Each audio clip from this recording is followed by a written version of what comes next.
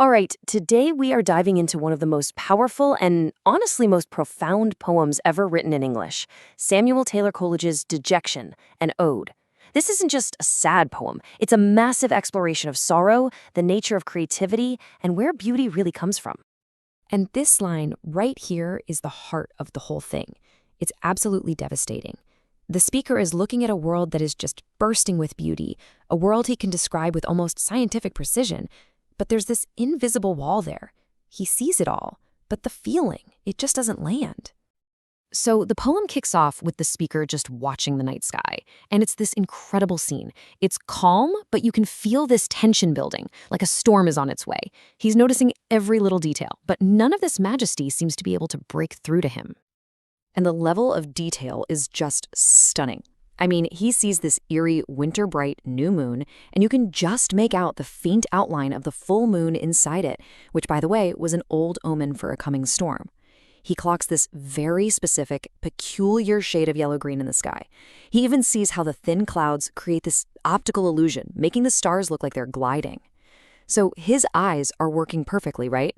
But his inner eye, as he puts it, is blank. So what is the state he's in? Coleridge gives it a name. Dejection. And he's really clear that this is not your everyday sadness. Oh no, it's something much deeper and way more insidious. He calls it a grief without a pang. Think about that for a second. There's no sharp stab of pain, nothing that might actually bring on some kind of release. Instead, it's this heavy, suffocating emptiness, a drowsy, unimpassioned grief. And the worst part, it has no natural outlet. There are no words for it, no sighs, no tears. It's this feeling of being completely trapped inside your own head. And when you put them side by side like this, you really see the difference. Acute sorrow, as awful as it is an active thing. It has a pang. You can cry, you can find some relief. But dejection, that's a void. It's a total shutdown of the emotional system, which is what makes it so uniquely terrifying and isolating. And right here, he tells us how he got to this point. He basically diagnoses himself. He says he tried to push down one specific, painful emotion, and the poem heavily implies it's his unrequited love for the lady he's writing to. His plan was to just numb that one part of his heart. But you can't do that. That numbness, he says, infects the whole until it becomes the habit of my soul. So this realization, this self-diagnosis, it leads him to the absolute core idea of the poem, and it's a game changer. If the incredible beauty of the outside world can't fix him, then where does our ability to feel beauty even come from in the first place? He has this huge epiphany. He understands that staring at a beautiful sunset, no matter how long he does it, is not going to bring him back to life. He can't get passion and life from these outward forms. The source of all that feeling, he realizes, is not out there. And that leads him to this radical, frankly mind-blowing idea. We don't just passively receive beauty from the world. We actively create it. Nature lives, he says, only because we project our own inner life onto it. We're not just spectators in the world. We're co-creators of its meaning and its beauty. And he describes this process so beautifully. He says that from our own soul, this fair, luminous cloud, this kind of light or energy comes out. And this inner light wraps itself around the world. And it's only then that the inanimate, cold world we see with our eyes becomes something vibrant, meaningful, and alive. The whole thing works from the inside out. So what is this internal beauty-making power? Well, Coleridge gives it a name. And in doing so, he makes this really critical distinction that's absolutely central to the whole romantic way of thinking. He calls this power joy, but, and this is a huge but, we're not just talking about a good mood or feeling happy. For Coleridge, joy is the engine of our perception. It is the beautiful and beauty-making power. It's the force that marries our soul to the natural world, creating a grand new reality in the process. Joy is the source of beauty, not the result of seeing it. And this brings us to this super important distinction Coleridge makes between imagination and fancy. Think of it this way. Fancy is like daydreaming. It's a lesser power that just takes images you already know and recombines them in new ways. But imagination, what he calls his shaping spirit, that's a profound creative force. It actually fuses our inner world with the outer world to create something entirely new.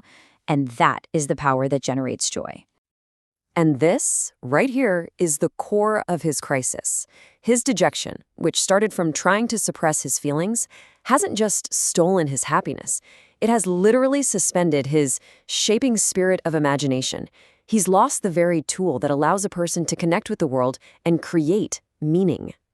But just as the poem seems to be at its darkest point, something begins to shift. The storm he predicted at the beginning finally breaks loose, and in all that sound and fury, his dormant imagination starts to flicker back to life. He stops looking inward at his numbness and starts really listening to the storm. And he no longer hears just wind. He hears artists at work. He hears a mad lutenist playing an instrument, a tragic actor, a mighty poet. By projecting this artistry onto the storm, he is, for the first time in the whole poem, starting to use his imagination again. And this little timeline just captures his own emotional journey perfectly. The story he hears in the wind starts with the raw agony of a defeated army, which perfectly mirrors his own feelings of being crushed. But then, after a pause, the sound changes. It becomes this gentler, more vulnerable tale of a lost child crying out. That shift from brutal, hopeless pain to a poignant, softer sorrow shows that something inside his soul is starting to thaw. Ultimately, this whole act of storytelling, of hearing a narrative in the wind, is the proof. It's proof that his shaping spirit is stirring from its sleep.